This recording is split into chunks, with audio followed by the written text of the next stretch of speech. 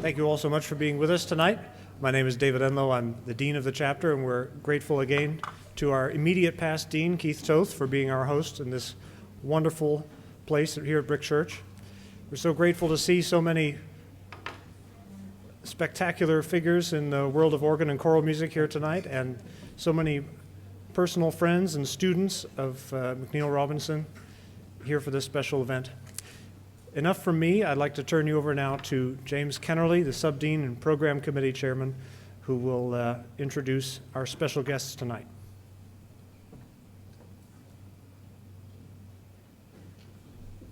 Thank you very much, David. And again, thank you so much to Keith for allowing us to make use of this wonderful space, both upstairs and downstairs.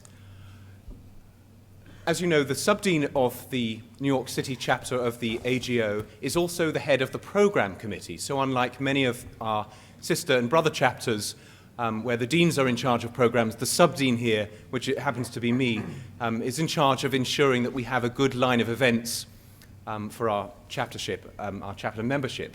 And of course, we have the organ, so we can do organ performances. We have choral events, so we can do choral performances. And that sometimes can be it, apart from a few lectures on the history of music and such. So I thought with my committee, many of whom are here today, we were trying to think outside the box, as it were. And one of the things that the Guild has tended to do, the chapter has tended to do over the last few decades, is to honor certain wonderful people in our field. And that sometimes has taken the place on the national level too. But we thought that we should honor somebody in the chapter who wouldn't necessarily be performing for us, but someone who is, of course, known as a performer. And I suddenly said, well, how about McNeil Robinson? Because he is a living legend. He is a teacher to me and to many of us in this room, and an inspiration, I'm sure, to most of us, if not everybody, in the field of organ playing and church music and early music and all types of music. So the committee said, great, this is an excellent idea, but who's going to lead it? And we thought, well, this is a slight problem, because if you have a legend, who can possibly ask questions? Who can possibly take on that activity? Then we suddenly thought, well, how about Stephen Tharp? He played at the convention in Boston. He is, in some ways, a McNeil of a later generation. I hope that's a good thing to say. It's certainly meant in a good way.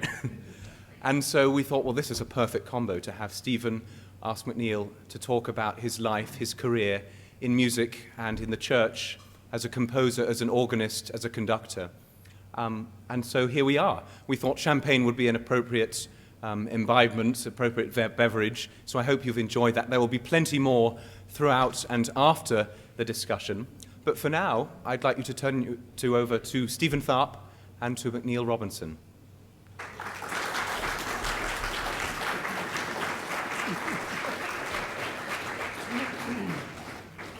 Thank you very much.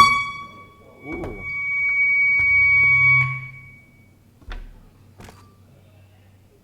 Let's try again. Is it, can you hear, am I coming through the PA system? I can't quite tell. Because I'll keep the distance from the mic to hear and not talk any louder. Maybe that'll eliminate any further problems. Not too long ago when James emailed me and described what he had intended for this event, as he just explained, and I thought what an honor it is to have a chance to sit down with someone who, among all of the other wonderful things that were just described about this gentleman, is a real New York City institution in the best way to start with, and someone whose impact on, as James said, so many people here, but in general, church music, organ playing, organ performance, and teaching from the last several decades in not only this country but around the world is indeed something legendary. And just shy of 20 years of living in New York myself, and I know that's a fraction of the time some of you have known Neil, but he's always been the most incredibly wonderful, influential musician on so many levels. For me, a great supportive colleague, consistently supportive colleague, which is something that's important because it sometimes is hard to find. And so when James said, would you sit down with Neil and sort of prompt him to talk about things of his life and career that are important, I thought this is an incredibly wonderful honor for me to get to do. That all being said, this is not about me tonight, this is about Neil, and I think my job is kind of easy because we sat down a few days ago and discussed a few things that might be topics of interest and especially ones important to Neil.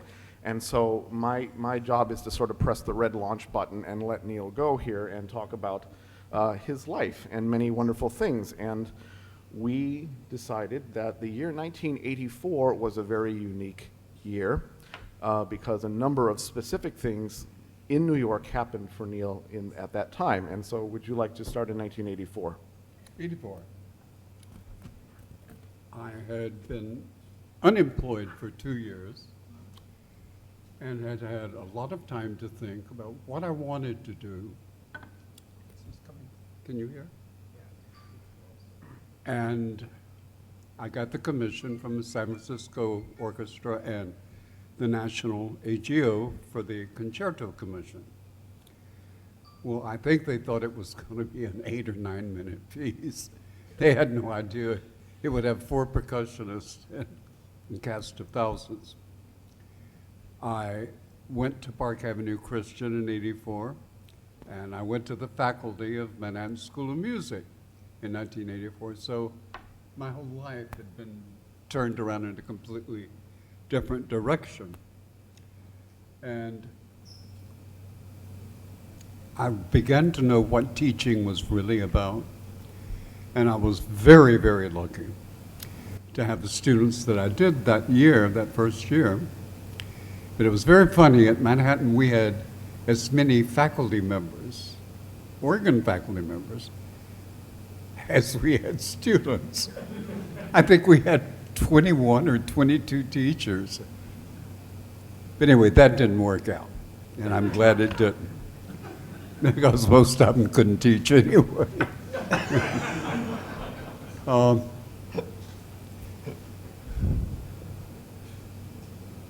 As far as Park Avenue Christian went, I succeeded David Higgs, and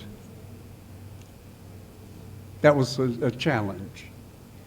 Working in a Protestant church was a new thing for me. But I met it head on. We did a polyphonic mass every week. And they seemed to like that. Clementine Tancheman told me, she said, you know, this makes the service sound reasonable and well integrated. So, stayed there for 25 years, I think. Then I went to Holy Trinity, from which I've just retired. So it's been like this, but it's been all very, very, very wonderful. And I look around this room and see the exceptional talent of people that I've taught, people that should have taught me, and some of the best performers anywhere around. One of my favorite organists of all time was Donald Macdonald. He was a king. And when he quit playing the organ as a recitalist, I quit talking to him for 2 years. That's how disappointed. Another one is Dennis Keane. And when Dennis came back from France, I said, you were playing a series of recitals at St. Mary the Virgin, and walked off. Well, he did. And each one was more beautiful than the next. And I'll never forget a performance. I think it was his last one. He played a piece by Issoire that was played like he wrote it. There are other people in this room. I just see so many, many talented people.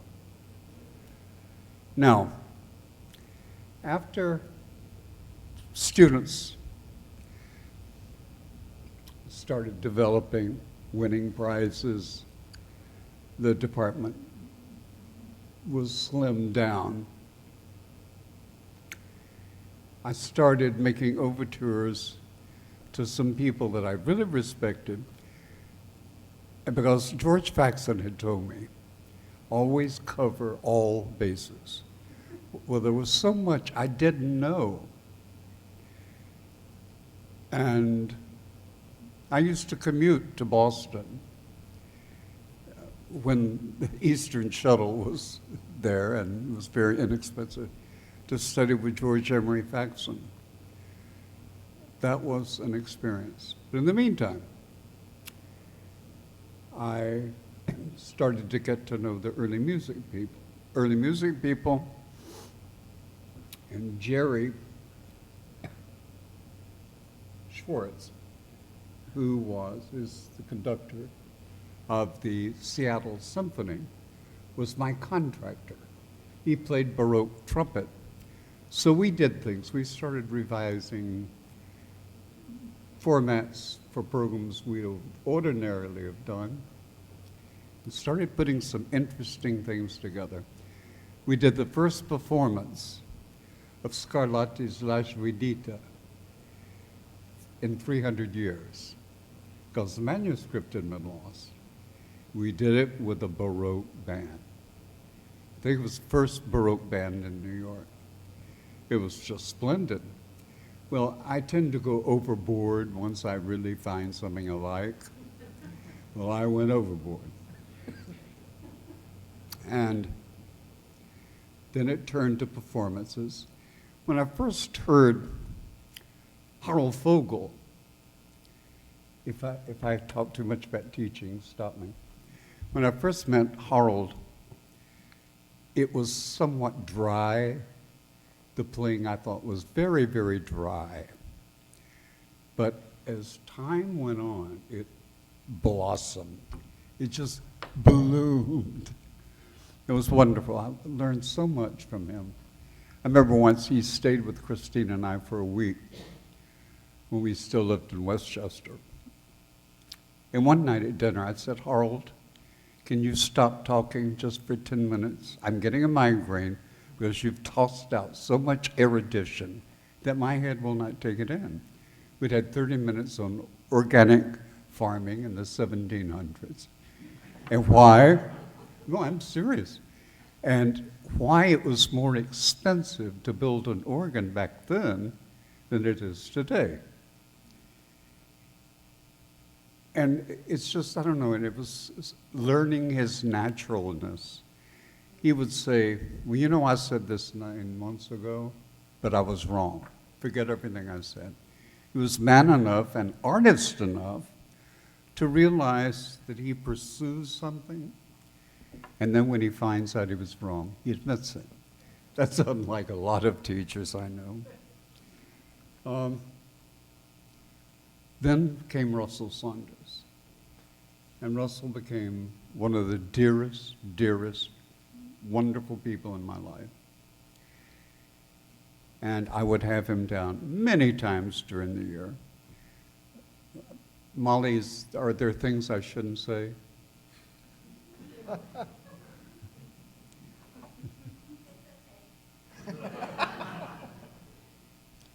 But we would have such a good time.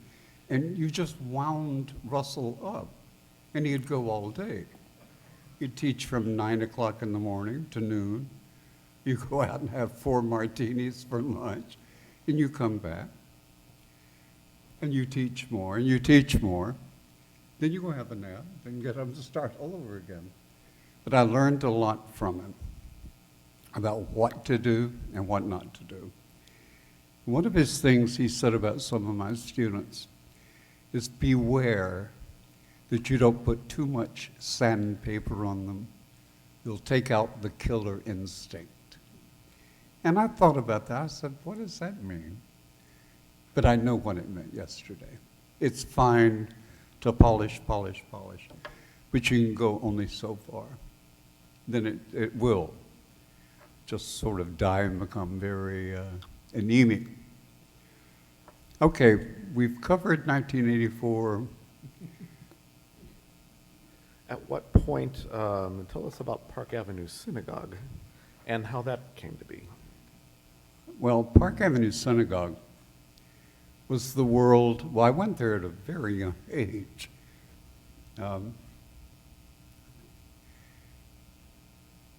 It was because of Leonard Bernstein that I got that job. and I'll try to make this as short as possible. Jack Gottlieb, his executive assistant, was a good friend of mine, a very good composer. He finished an awful lot of pieces that Bernstein did not, like the rumbles. I better watch my mouth. Anyway, he finished a lot of pieces of Bernstein's. Anyway, Jack had this enormous sacred service that Park Avenue Synagogue had commissioned. And Calvin was asked to do it. This is before Jack and I became friends. And Calvin took one look at the score. He said, "No way am I going to do this piece." And Calvin suggested I do it because I did a lot of 20th century music.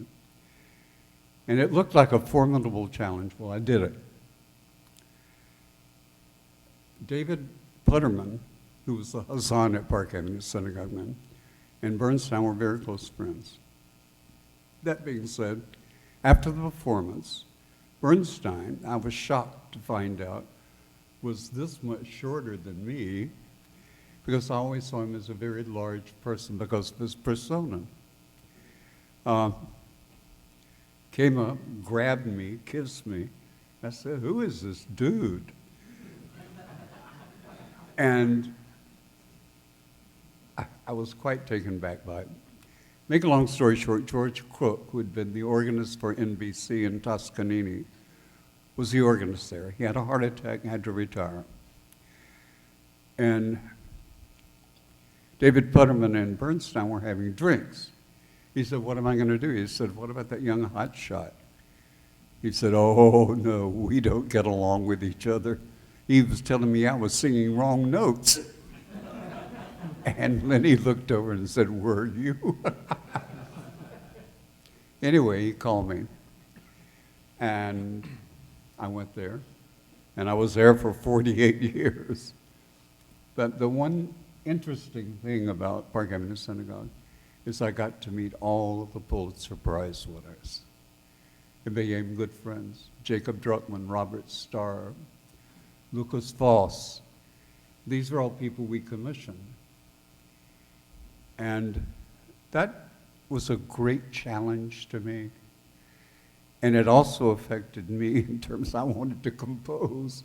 I got my first commission at Park Avenue Synagogue after I'd been there 10 years. And I'm thankful for that experience. It's no longer the institution it once was. Things change, people change, and people that pay for fine arts are fewer and fewer. Anyway, that being said, that's Park Avenue Synagogue. As we were discussing, certainly you've named a lot about the organ world that has had influences in one way or the other, but there are musicians who weren't necessarily organists who were very influential in one way or another for you, Barber, Copland, and so forth. And would you like to talk about some of that? Copland was the most encouraging. I didn't come to know Aaron until his later years, and he was becoming a little bit forgetful. And he had a pad. We'd meet on Wednesdays at the Harvard Club for lunch. He had a pad. It's about like this, about that wide. And he could talk about things that happened in 1917, like you and I could talk about things that are happening right here. But if you said, "Well, what did you think about," you come back, "Well, what did you say?" I said, "Aaron, write it down." And if you wanted him to remember something, he had to write it down. Then he'd go back upstate, and he'd read it over a couple of times, and read it the next day. His early music, I think, is some of the freshest, honest. The honesty in Aaron's music was unbelievable. Barber was a horse of another color. It was a different school, a little bit more sophisticated. And I'll never forget our last meeting. We used to come to Tenebrae, St. Mary the Virgin, during Holy Week. He loved to hear Gesualdo. He just thought Waldo was a cat's meow. But I asked Sam once how he learned balance. How do you learn balance in composing? He said, well, it's very easy. When our teacher left us, our freshman year at Curtis, to go back to Italy, he said, well, let me give you your homework assignment for the summer. And they said, what? He said, copy out the complete works of Palestrina, open score, and walked out of his room. And Aaron said, after 3 weeks of copying open score, your hands become, but he said, watching the interweaving between the voices over and over, he began to understand how Palestrina made these things come to life. This moves here. If while this is moving up, this may be moving down. This may be stationary. And he said it was probably the most prophetic thing that ever happened to him. He said it was illuminating beyond belief. And I'll tell you something, that wicked sister of his is no longer alive. He was writing me a piece. He was very ill, was on chemotherapy. He had finished the Kyrie. And he didn't finish it because he died. But I still wanted to do the Kyrie. Never got it. So that's my story of Sam. And Aaron. And Aaron, tell us a little about meeting Stravinsky. Well, Stravinsky is someone you sort of hid in the corner and went like that with. Lived just down the street on Fifth Avenue. His wife made things livable. She was Vera was a wonderful person. In fact, after he died, she sent me three of her watercolors, because Charles Wuorinen got all the fragments of his music. I didn't get one fragment. I was very bitter about that. But Santa Fe was a wonderful place in the summer for the opera, because John Crosby would have a composer in residence, and the young composers would come out to be apprentice composers. And I'll never forget Stravinsky riding around in that wheelchair. And don't anyone say a word after I tell you what I'm doing, because I've got a wheelchair. There was nothing wrong with him. He could walk without any pain, but he wanted to be catered to. And on the back was an ice bucket and a bottle of scotch. And just wheel him around here and there, wheel him around, and he'd hold forth. It was amazing. Anyway, that's Stravinsky. I will tell you about dining with him. Boy, in fact, someone wrote about this that saw it. It was probably Bobby Kraft. Some of his table manners were not what we would want to see.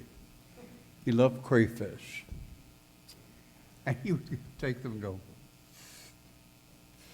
and suck all the essence out of the crayfish. I just found it repulsive. And I like crayfish. So that's Stravinsky. That's Stravinsky.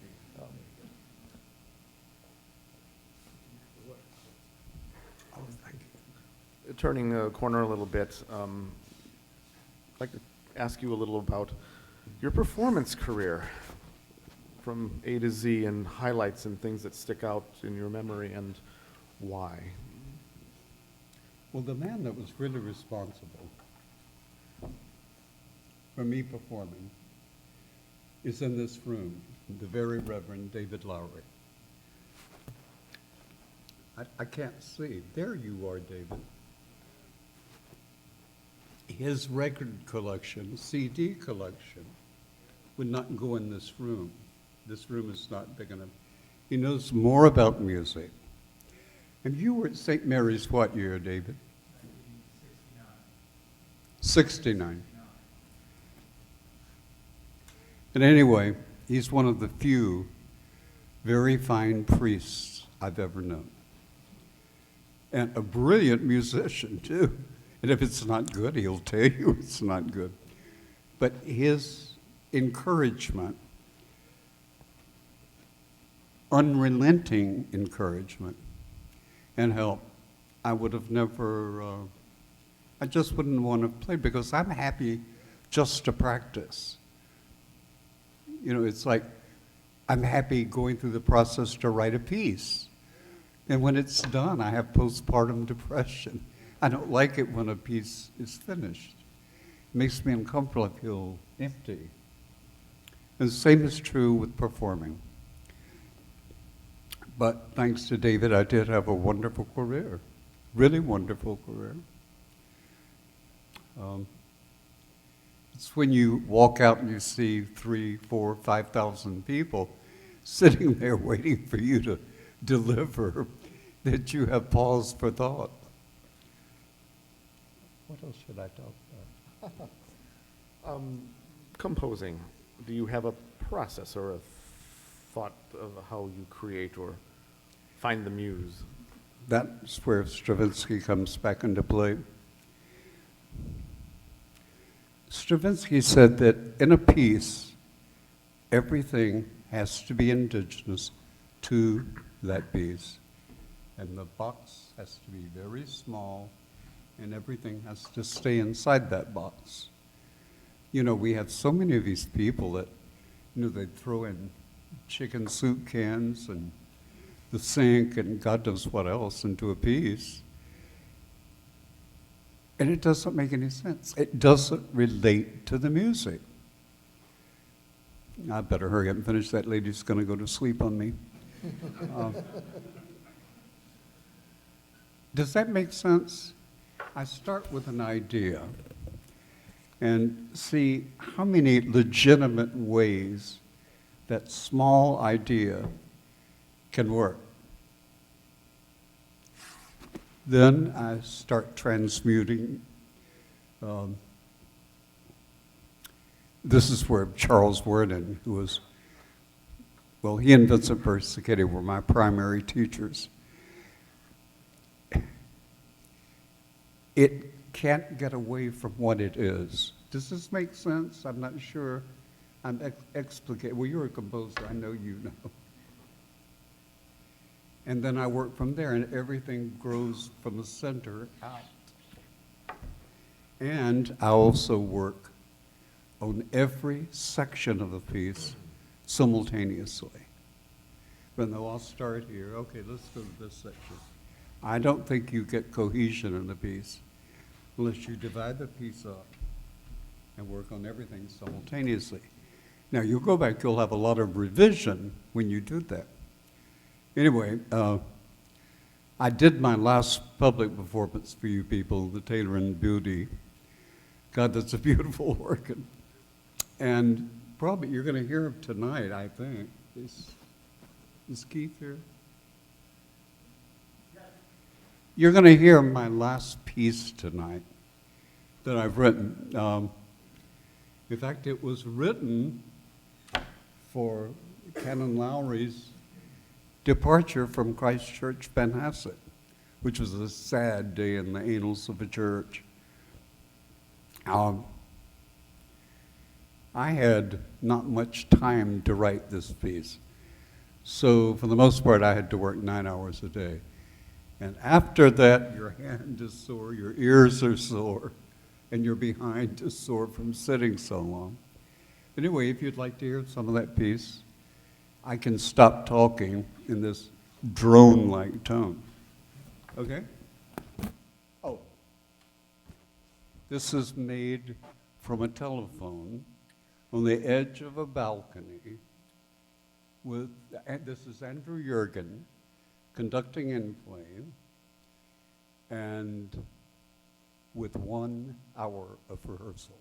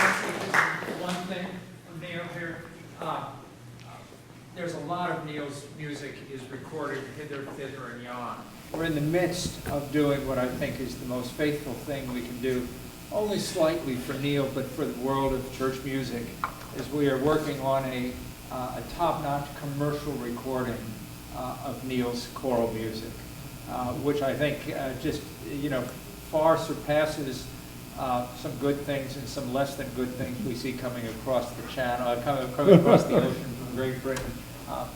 Take no offense, my British friends. And we want to send something back across. But we're in the midst of putting that together, and we're very excited about that. And we'll probably, through the AGO, get some news out about that. Thank you, Stephen. Beautiful. That's it. This particular mass is something that's going to be published? Yeah. Excellent. Good. See you, Peters. Fabulous. Without making this man talk and talk and talk, maybe this is a time, having ended with some music, to see if anybody has any questions of any kind. And since you're not mic'd, if somebody asks something, I'll try to relay it again. 1984 on. Nothing before 84, because I'm writing a book. And I'm not giving away my goodies now.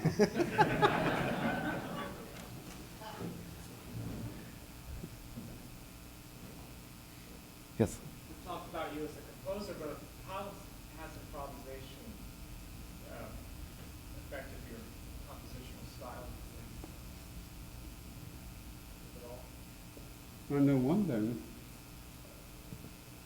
When I improvise, I think of things that I would have never have thought of. And I will listen.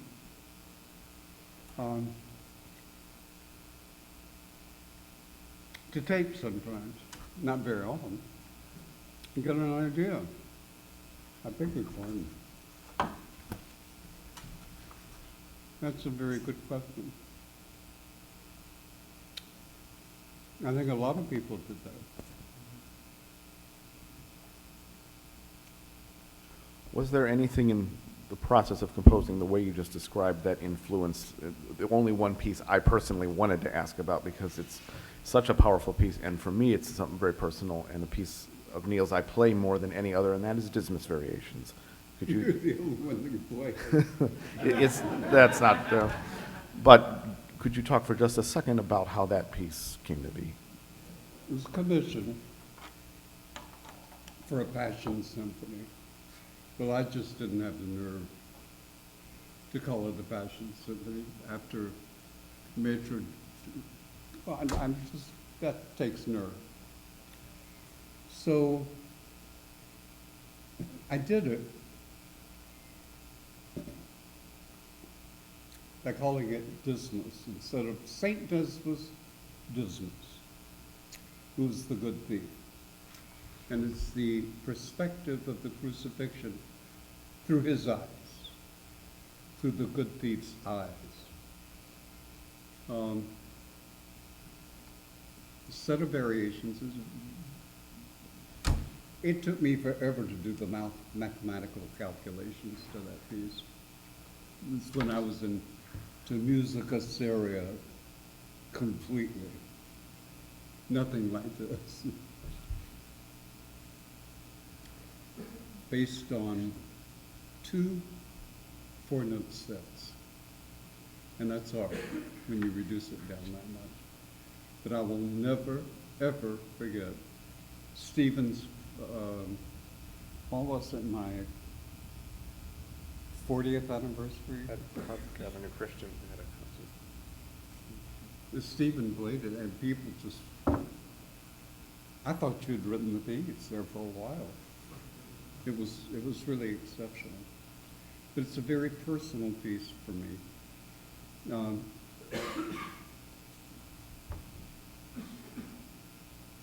Ask me another one. The organ sonata, that was the Boston AGO That's convention. another piece. Right. But that's a strange event. The critic had always had a bone to pick. Oh, I'm so sorry. Critic that reviewed it had a bone to pick with me because he wanted George Baker to record at St. Mary the Virgin. I said, the swell isn't working. He didn't get it. He thought I was jealous. I didn't want any, I don't know. It's just too weird for me. Anyway, he wrote a scathing review of the piece. William Albright came up to me. He said, this piece is sensational, and it's a real, wonderful American contribution. Well, Bill Albright didn't have to say that. And besides, he knew what he was talking about, and this stupid critic didn't. Besides, he was, never mind. But that is a piece I spent a lot of time, but it's in a different correction. It's based on two ground bases, one of which I wrote for a very famous jazz musician who didn't die a very good death, but who was one of the greatest musicians I've ever known. I wrote a ground bass for him to improvise on. The other is based on a love song that I wrote, The Way We Said Goodbye. But it's a real hard piece, camouflaging these tunes. But I did it, I think. So, that's my sonata. Do you want to say something about it? Not about that. It's Dismas was the one I wanted to touch on a little bit because it's such a special piece. Any other thoughts or questions? We've covered a lot of what we had said we would talk about. So if there are any other thoughts or Any questions? What about Dupré, your interaction with Marcel Dupré? Before 84. He was dead in 71. No, I'm serious about the book because I just discovered 40 letters which are going to be published. He had a profound influence on me. Too much, I think. Anyone else?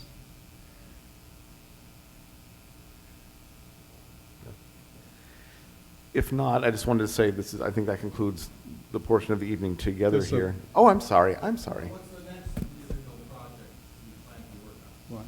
What's your next planned musical project to work on? Revise the organ concerto, where it doesn't require Wells Fargo and J.P. Morgan to write it. No, it's a giant. How many people were at the '84 convention? Did you hear the concerto? Well, you know how big the orchestra was. I don't think you could get them in this room. I'm revising that, finishing the Spanish songs after Garcia Lorca. I did 3, and I have 3 more to go. And getting things ready for Chris Cregan, who is my scribe and knows my music well enough to catch errors. And I have another commission that I cannot say anything about because I'll jinx it, and it won't come through. It's a big commission. Anyone else?